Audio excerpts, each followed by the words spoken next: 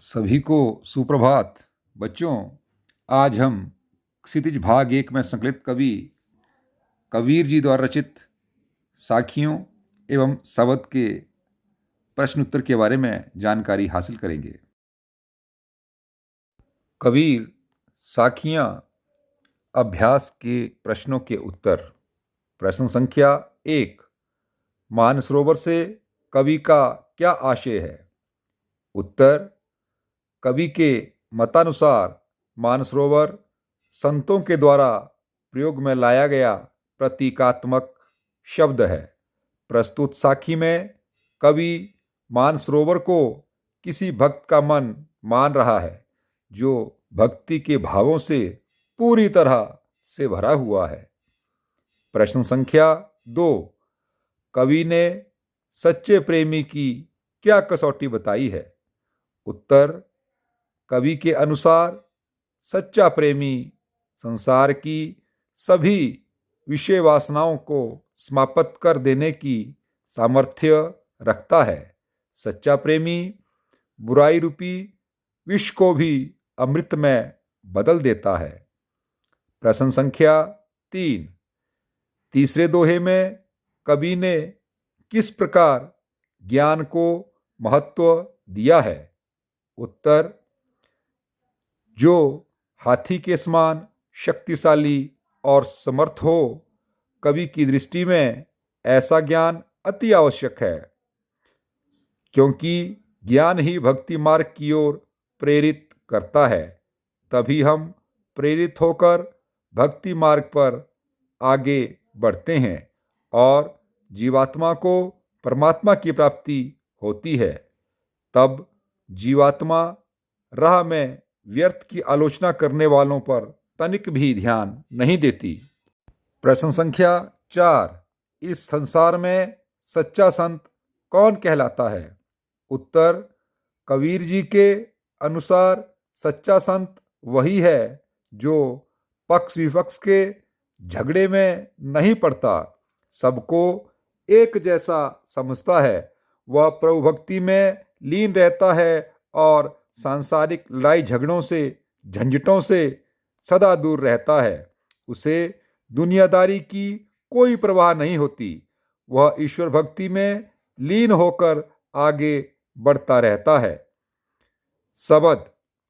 प्रश्न संख्या 5, मनुष्य ईश्वर को कहाँ कहाँ ढूंढता फिरता है? उत्तर, ईश्वर प्राप्ति के लिए मानव मंदिर, मस्जिद, कावा, कैलाश, क्रियाकर्म और योग साधना के इत्यादि नाना प्रकार के रास्तों द्वारा पाना चाहता है। वह ईश्वर को वैराग्य के द्वारा भी प्राप्त करना चाहता है। प्रश्न संख्या 6, कबीर ने ईश्वर प्राप्ति के लिए किन प्रचलित विश्वासों का खंडन किया है? उत्तर, वह मान्यताएं जो युगों से समाज में प्रचलित हैं, विभिन्न धर्मानुयायी जिन्हें अपने अपने तरीके से मनाते चले आ रहे हैं। हिंदू मंदिरों में, मुसलमान मस्जिदों में कोई ब्रह्म को अलग अलग तरीकों से पाना चाहता है, कोई योग साधना करता है, कोई वैराग्य, पर इन सब से उसे ईश्वर की प्राप्ति नहीं होती। कबीर का मानना है कि प्रभु तो हर प्राणी के हृदय में है, उसे कहीं बाहर ढूंढने की कोशिश बेकार है। प्रश्न संख्या 7, कबीर ने ईश्वर को सब श्वासों की श्वास में क्यों कहा है? उत्तर, प्रभु तो हर प्राणी के मन में बसता है, वह कहीं बाहर नहीं है। ईश्वर तो सब प्राणियों की श्वासों की सांस में है। जब तक प्राणी की सांस चलती रहती है तभी तक वह जीवित है, उसमें प्राण है और सब प्राणियों में ब्रह्म बसता है। इसलिए कबीर ने प्रभु को सब प्राणियों की श्वासों की श्वास में बताया है। प्रश्न संख्या 8, कबीर ने ज्ञान के आगमन की तुलना सामान्य हवा से ना कर आंधी से क्यों की है?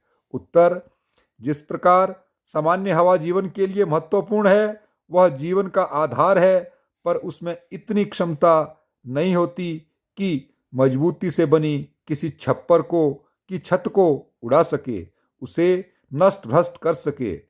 कबीर जी ने ज्ञान के आगमन की तुलना आंधी से की है, ताकि भ्रमरूपी माया उसे सदा के लिए बांधकर ना रख सके। केवल ज्ञान के द्वारा ही मन की दुविधा मिटती है और दुर्बुद्धि का घड़ा फूटता है। प्रश्न संख्या 9। ज्ञान की आंधी का भक्त के जीवन पर क्या प्रभाव पड़ता है?